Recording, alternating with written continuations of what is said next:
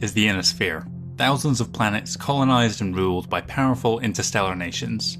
A millennium of spaceflight has taken humanity to distant stars, but the 31st century is a time of technological regression. For the past 250 years, the great houses have been locked in a struggle known as the Succession Wars.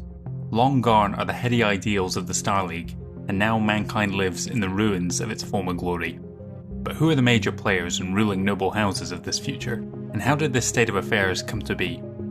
At one time, humanity was united as members of the Star League. This golden epoch lasted 200 years and put a stop to the near constant state of war that preceded it. But decay and betrayal brought it to a premature end. Long repressed hostilities and resentments flared up, and soon the five great houses turned on each other. In their fury, nuclear fire rained on hundreds of worlds. As the conflicts continued to rage, and as years turned to decades turned to centuries, mankind found itself slipping into a new dark age. Now, many planets find themselves living with technology that would be more familiar to their ancestors 1,000 years past, and the rare technological marvels of the Star League that have survived are beyond the understanding of even the learned elite.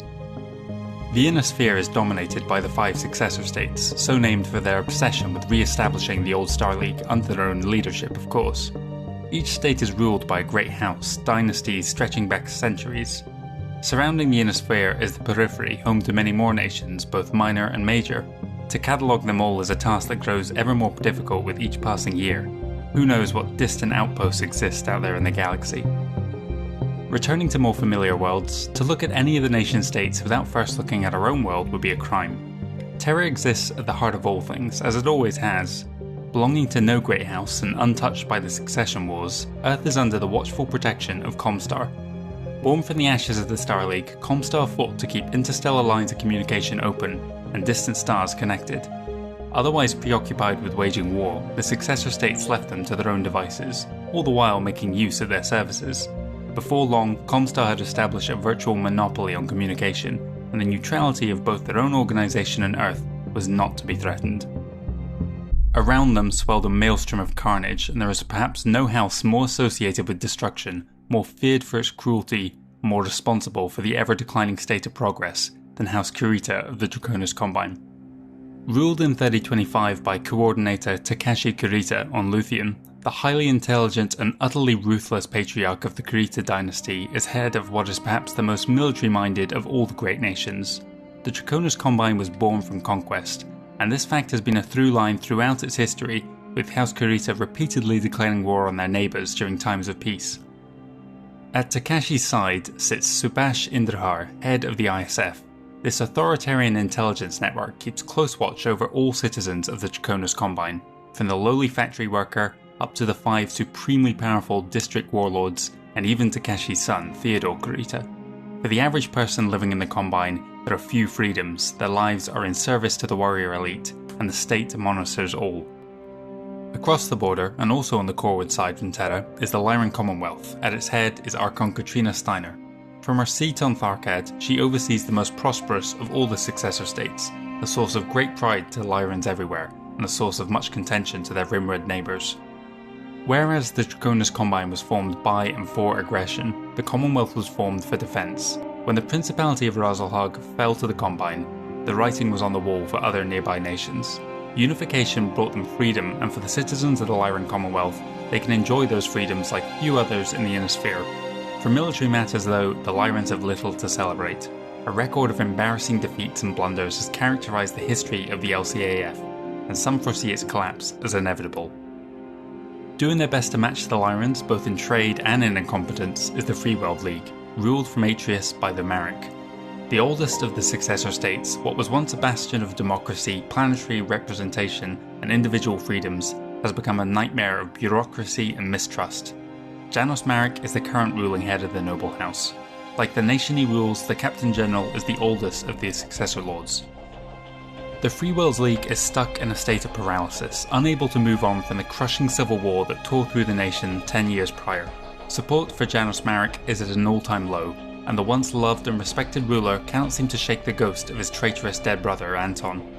In many ways, the League is a microcosm of the Inner Sphere at large, a collection of disunified smaller nations making up something more. Rimward of Earth lies the Capellan Confederation. Last to form of all the successor states, the heyday of this once promising nation is very much behind it. It is not advised to share this opinion with Chancellor Maximilian Liao, however. Eaten away by its neighbours, the Chancellor smarts at his loss of territory, and harbours a deep resentment for those across his borders. This has not stopped him from envisioning a future where he alone sits on the throne in the Star League, and he has every intention of achieving that goal through deceit, should his military or economy fail him. On the surface, citizens of the Capella Confederation might have greater freedoms than certain others in the Inner Sphere, but in reality, job roles are assigned and a state of poverty is so prevalent on many worlds that there are few avenues of escape. The secret police, known as the Maskirovka, operates almost unchecked, helpfully disappearing anyone who steps out of line. Last up of the 5 successor states is the Federated Suns, and its ruler, Prince Hans Davian. Sworn enemy of all 3 of its neighbours, the Federated Suns stands as the complete antithesis of the oppressive totalitarian regimes that rule there. Hans Davian, more than any other ruler in the last few centuries, is fighting to stem the flow of technological decline, and is perhaps the closest of any to actually reuniting the Star League. The Federated Suns is the largest of all the successor states, and has the largest military to boot, but it isn't all sunshine and rainbows. This comes at an enormous cost to its common citizens. A significant class divide exists, and many worlds are underdeveloped, their inhabitants living a life closer to the 19th century than the 31st. Furthermore, Hans knowingly supports methods such as terrorism to destabilise his counterparts in the Free Worlds League. While this is no worse than most any other of the ruling leaders, it certainly clashes with the way Hans likes to portray himself. 3025 is a time both of stagnation and of changes. The Third Succession War has now been raging for over 100 years, but the nature of warfare has taken a definite turn from the nuclear apocalypses that characterised the First Succession War. Nowadays, what scarce industry and technology that remain on border worlds is too valuable to destroy, meaning war is now waged largely by manoeuvring and putting your opponents in an untenable position, forcing them to withdraw or risk losing their precious military assets. While this low-scale conflict continues to smoulder across the Inner Sphere, efforts are underway to recover what was once lost. New universities are springing up, and the state of war now acts as a driving force for technological progress. There are those who see progress differently, however, and within each of the successor states is a faction currently pushing for independence. The Razelhug district of the Draconis Combine has been pushing for their freedom for many years now, as has one of the founding members of the Lyran Commonwealth, the Isle of Skye. In the Free Worlds League, the Duchy of Angurian has been openly hostile towards House Marek for as long as anyone can remember. Perhaps most sinister of all is Hans Davian's brother-in-law, Duke Michael Hasek Davian, who desires not to break away the Capellan march he rules, but to supplant his relative at the head of the Federated Suns. Only the Capellan Confederation does not currently possess a prominent independence movement, unless of course you count the conquered worlds who no longer desire to return to their old system. Outside of the Inner Sphere are 4 major periphery powers: the mistrusting Taurian Concordat, the hedonistic Magistracy of Canopus, the isolationist Outworlds Alliance, and the relatively young Oregon Directorate. While these nations dominate their own regions of space, compared to even the weakest successor state, they are leagues below. Besides these 4 are yet more micronations and bandit kingdoms, both near and far. Each could be the topic of a lengthy video, but are for now beneath the scope of this summary. Nobody yet knows it, but the Third Succession War is racing towards an explosive showdown. On a border world between the Draconis Combine and the Federated Suns, the full might of their respective militaries are about to be brought to bear. Meanwhile, Liao is launching his own Operation Doppelganger in response to the looming threat that is currently hanging over the entire Inner Sphere. 3 years prior, Hans Davian and Katrina Steiner came together to form an alliance which is about to change the face of the Inner Sphere forever. Partnering the largest military to the most powerful economy is a terrifying prospect for their neighbours with whom they share a rocky history.